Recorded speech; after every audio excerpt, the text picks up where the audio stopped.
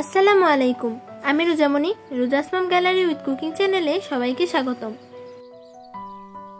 আজ আমি শেয়ার করব নদীর ট্যাংরা মাছ দিয়ে সিমের বীজ রান্নার সহজ ও পারফেক্ট রেসিপি। আশা করি রেসিপিটি সবাই অন্তত একবার হলেও রান্না করে খাবেন।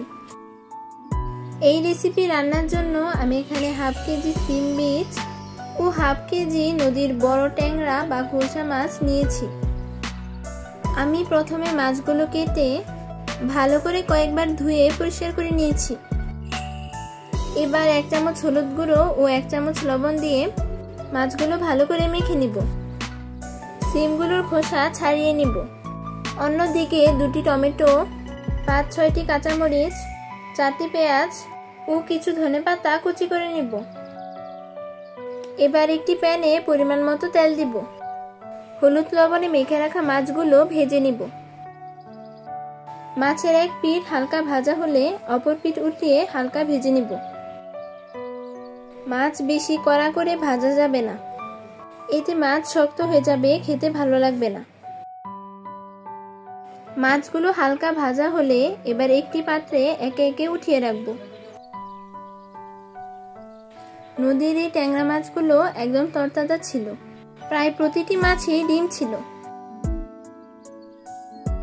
এবার মাছ রান্নার জন্য একটি প্যানে পর্যাপ্ত পরিমাণ তেল নিব। তেল গরম হলে আস্ত জিরা দিয়ে ফোড়ন দিব। এবার কেটে রাখা পেঁয়াজ কুচিগুলো অ্যাড করব। পেঁয়াজ কিছু সময় নিয়ে হালকা করে ভেজে নিব। পেঁয়াজ কিছুটা নরম হলে এবার 1 চামচ হলুদ গুঁড়ো ও স্বাদমতো লবণ অ্যাড করব। এবার হলুদ ও লবণ পেঁয়াজের সাথে ভালো করে মিশিয়ে নিব। এবার 1/2 চামচ রসুন বাটা, 1/2 চামচ আদা বাটা অ্যাড করব। এখন খুন্তি দিয়ে ভালো করে নেড়ে পেঁয়াজের সাথে আদা রসুন বাটা ভালো করে ভেজে নিব। এবার পরিষ্কার করে রাখা সিমের বীজগুলো অ্যাড করব। সিমের বীজ অ্যাড করার পর সিমের বীজগুলো খানিকটা সময় ভেজে নিব। এখন কেটে রাখা টমেটো কুচি দিয়ে দিব। সাথে কেটে রাখা কাঁচামরিচ অ্যাড করব। এবার সমস্ত উপাদান খুন্তি দিয়ে নেড়ে 5 থেকে 6 মিনিটের মতো ভেজে নিব। এখন 1 চামচ মরিচ গুঁড়ো, 1 চামচ ধনিয়া গুঁড়ো অ্যাড করব ও ভালো করে সিমের বীজের সাথে মিশিয়ে নিব। কিছুক্ষণ ভাজার ফলে টমেটো এবং সিমের বীজ মোটামুটি সিদ্ধ হয়ে আসবে। এবার 1 কাপ পানি অ্যাড করব। আমি এখানে গরম পানি অ্যাড করেছি, এতে করে রান্নাটা খুব সহজেই হয়ে যাবে। এবার ঢাকনা দিয়ে ঢেকে রান্না করব 5 মিনিটের মতো।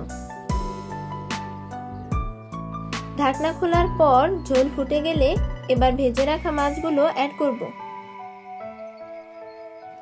মাছগুলো খুন্তি দিয়ে নেড়ে সিমের বীজের সাথে ভালো করে মিশিয়ে নিব। আবারও ঢেকে রান্না করব 5 থেকে 6 মিনিট।